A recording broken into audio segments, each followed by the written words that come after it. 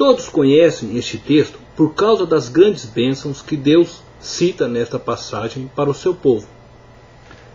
Deus promete ao povo abençoá-los, de tal forma que a nação de Israel seria exaltada sobre todas as nações.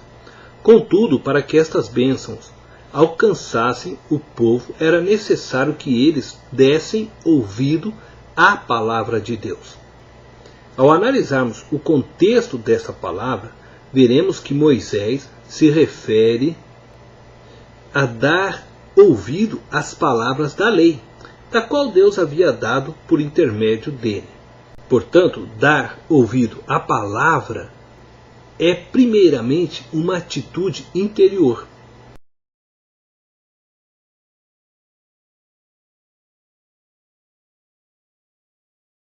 Às vezes achamos que ouvir a voz de Deus é ouvir uma voz audível, como ouvimos a voz de nossos amigos, ou pensamos que é ouvir uma voz no nosso interior falando o que devemos fazer ou não fazer. Não que Deus não possa falar de tal forma conosco, mas Moisés estava falando para que eles dessem ouvido à voz de Deus, para que ouvissem a palavra de Deus. Isto é, para que dessem valor aos mandamentos de Deus. Isso descreve uma atitude interior deles para com a palavra, a lei que Deus havia dado.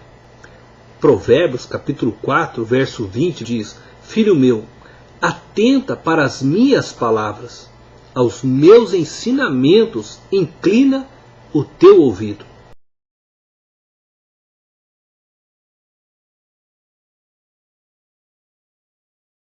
Quando Deus fala em ouvir, Deus está falando também em cumprir, em obedecer o que está escrito. Ouvir está ligado com a atitude de resposta da pessoa à palavra, se ela vai obedecer ou não.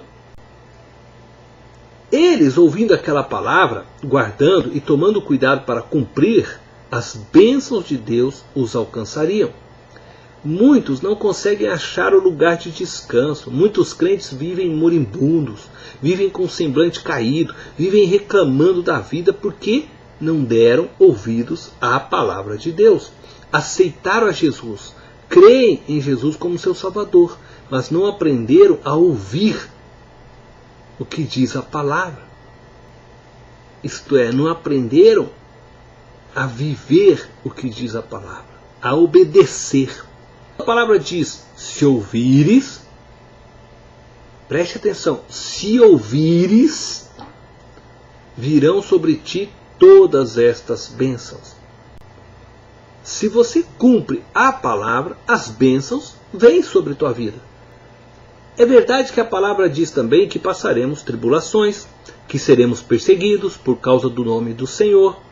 Não estou dizendo que você não terá lutas e provas, mas o que estou dizendo é o que Jesus disse: tem de bom ânimo, eu venci o mundo. O texto nos diz que as bênçãos relacionadas virão sobre a tua vida. Esta promessa não é somente para o Velho Testamento, para a velha aliança. Esta promessa é para você hoje. Em Mateus capítulo 6, Jesus trata da ansiedade. E Jesus, ele toca na preocupação do homem com o que comer e com o que vestir. Duas necessidades básicas do ser humano. E Jesus pergunta: por que se preocupais com o que é vez de comer e com o que é vez de vestir?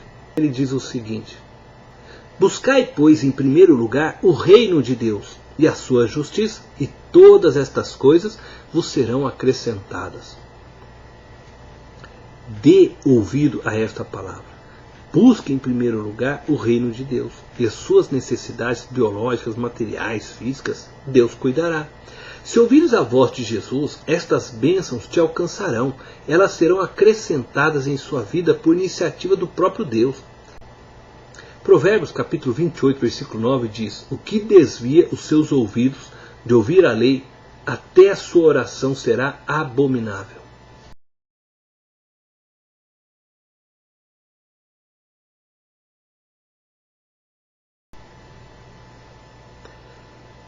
Nós podemos vencer o mundo se dermos ouvido à palavra. se inclinarmos os nossos ouvidos à palavra.